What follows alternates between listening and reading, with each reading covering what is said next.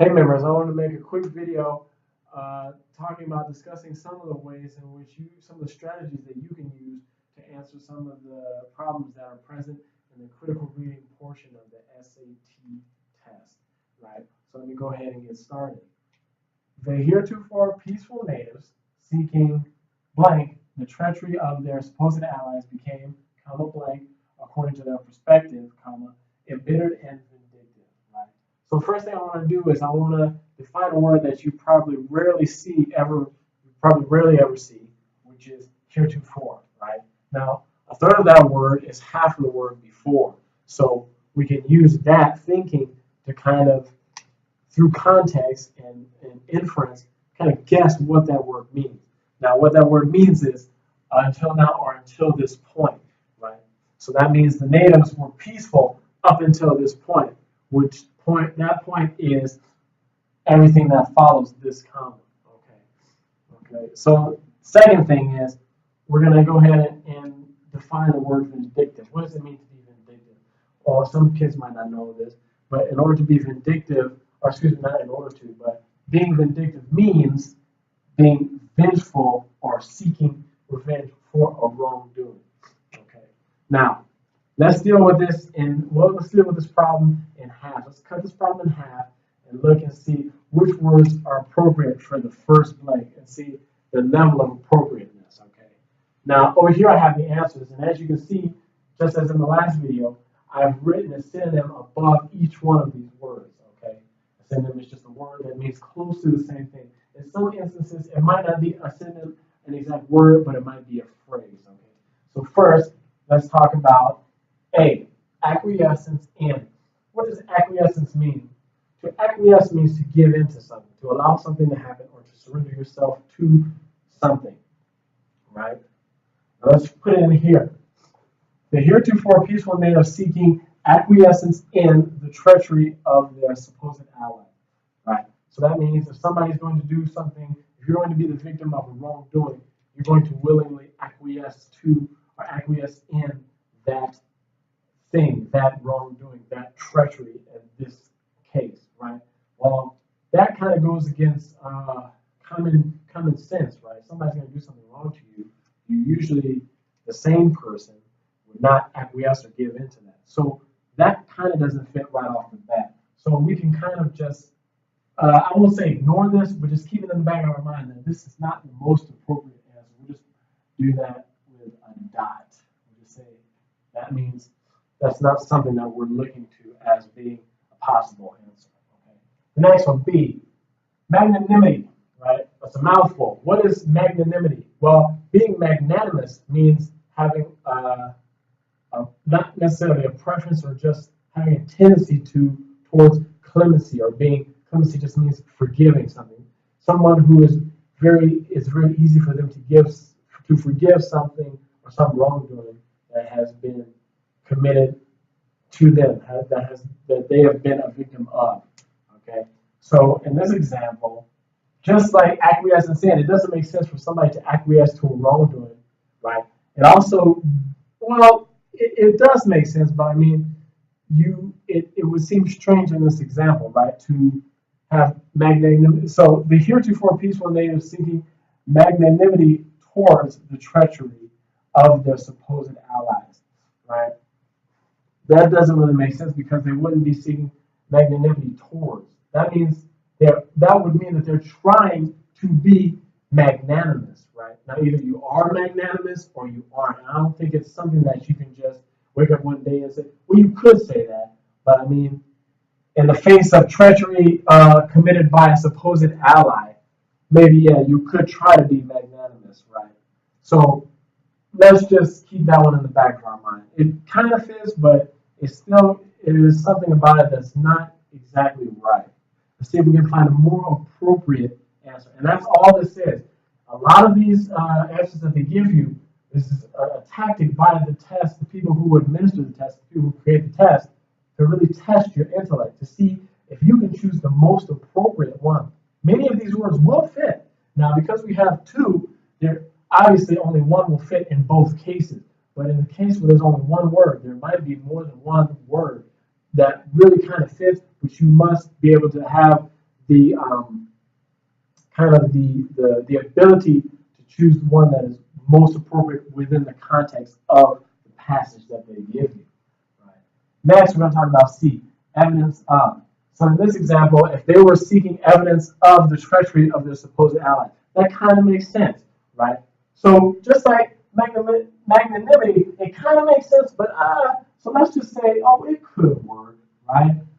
So let's put a star next to that as kind of feasible or plausible answers to the problem, right? But we're not sure yet because we're only dealing with 50% of the problem, remember, okay? D, retribution for, right?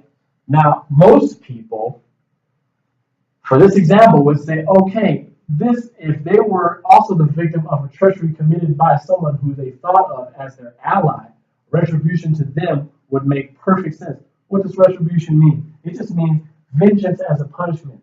If some wrongdoing, if a wrongdoing is committed and you're the victim of that wrongdoing, you are seeking revenge. You want something to happen to that person as punishment for them doing something wrong to you. So for most people in this example, you will say, oh yeah, that fits perfectly, right? So it's a little bit more appropriate than any of the other ones that we've gone through, right? So we can also put a star there, right? Okay. But right off the bat, we've kind of already eliminated one because this one, the first one, still, it doesn't really make sense, right? And the last one is exoneration of. Now, what is exoneration of? I've read here that it means pardon, but exoneration also has the connotation of being pardoned, and usually the place in which a person is pardoned is within a court of law. Now, because of the example, because of the passage we have, I think we can all infer that a court of law is not involved in this example. Right? Now, let's look at the other half of the problem. Okay, the heretofore peaceful natives seeking blank the treachery of their supposed allies became comma blank according to their perspective. Right? Now, this little portion here, saying according to their perspective, what is that doing, right? Excuse me. All that is telling us, okay, according to their perspective, if you were in their shoes, you would also feel this way. It's something that is easily understandable, and it's very easy to empathize with, right? We have to discern between sympathy and empathy. A lot of people also get those two terms mixed up. To feel sympathy for someone is to feel bad for someone if something happens to them, but to not really have an understanding of the thing that has happened to them because it hasn't happened to you. Empathy is the other way. Empathy is to feel bad for someone because something has happened, and you can really understand how that feels because that same thing has also happened to you. So this is kind of giving us a window into their perspective and saying, okay, so you might not be able to empathize with this, but if it did happen to you, you could empathize with this. Or we could say sympathy too. You could feel bad because if you thought of it happening to you, you would understand it, right? Because it's according to their perspective, right? What's wrong and what's right. So it is also presupposes some kind of moral and ethical dilemma here, right? Excuse me, I've dropped my top. Comma, embittered and vindictive. And here we have two adjectives, embittered and vindictive. Embittered just means, everybody knows what bitter means. If you're bitter about something, you're not happy about it. So you have to be bitter about something. Embittered just means something has made you bitter, right? So it is kind of, you are the receiver. If you're embittered, you're the receiver of, you're the object in any sentence where embittered is used, okay? So it just means to be bitter, to be bittered by something, if that makes any sense. And we've already defined vindictive as being vengeful and seeking seeking revenge. Now, right off the bat, because we've already defined this and we see this work, and a lot of times this is a good method to use when going through these, a good strategy to use when going through these problems and choosing the most appropriate answers, is to kind of find parallels within the vocabulary words present in the passage and some of the ones present in the answers, right? We already have a parallel between the word vindictive and retribution, right? Retribution was the desire of vengeance as a punishment, right? And now we know that these people, because something that happened to them, but crime has been committed to them by someone who they thought was an ally before, they are vindictive. They are seeking vengeance or So, right off the bat, we should be looking at this one as a very plausible answer to our problem, right? Let's go ahead and run through all the second answers of all the second part of the answers, okay? So the first one we had understandably, right? Which, like we said here, according to their perspective, so it would be understandable for them to be embittered and vindictive about a wrongdoing committed onto them by their allies or someone who they thought was an ally. So this makes sense. This is good. However, we said that acquiescence, to give in to something, if they were, if they were going to give in to a wrongdoing that's being done onto them by somebody else, then they shouldn't really feel embittered and vindictive because they allowed that thing to happen. They've given into that. So it's kind of strange. It doesn't make sense psychologically, really. So we can go ahead and I think we can eliminate that one. Now the second one, B, logically, right? What was my synonym for logically? It was reasonably, right? So yeah, it would be reasonable for them. It would be logical for them, according to their perspective, to be embittered and vindictive. Well, let's think about magnanimity. We said, okay, yeah, that one was fine. We said this is a plausible answer, so let's go ahead and put it in there. The heretofore peaceful natives seeking magnanimity towards the treachery of their supposed allies became, logically, according to their perspective, embittered and vindictive. Yeah, that's okay, but I'm still a little foggy as to how magnanimity fits into the first blank of my problem, because remember that the peaceful natives are seeking magnanimity, and we said, well, is their first knee-jerk reaction when being the victim of some kind of wrongdoing by a supposed ally? Just think about it in their shoes. If someone you call a friend did something wrong to you, you would be really upset, right? And you'd be like, oh my God, what happened? I trusted you. How could you do this to me, right? Maybe after a while, after talking through the process, you might decide to forgive them. But I don't think the first knee-jerk reaction that the natives would have would be to be magnanimous. They would just be appalled and taken aback that somebody who they called their friend would do something so horrible to them. So this is kind of okay, but still, I'm not convinced. So we'll just say, okay, we'll put a circle on that as maybe a maybe, right? Evidence of and impartially. Now, we said evidence of makes sense, but this one is a little bit more easy to eliminate than B because impartially doesn't really fit, by definition, doesn't really fit in here, right? So impartially just means unbiased and not fair. Unbiased and fair, right? So they became impartially, according to their perspective, embittered and vindictive. So they became fairly embittered and vindictive. Well, that doesn't really work. It kind of works and then it doesn't. So when we talk about being impartial, we're talking about being impartial to two things: being objective in the face of something that you should be objective to. Like, okay, some things that are objective and are subjective. Beauty is subjective. Things that are objective really is, okay, very easy example. 100 degrees Fahrenheit. If you touch an object that's 100 degrees Fahrenheit, that's going to be hot and it's going to burn your hand. I'm pretty sure most people, if not 100% of people, are going to agree about that. That's something that's objective, right? So that's the kind of relationship that impartially connotes. Like, that's the connotation there.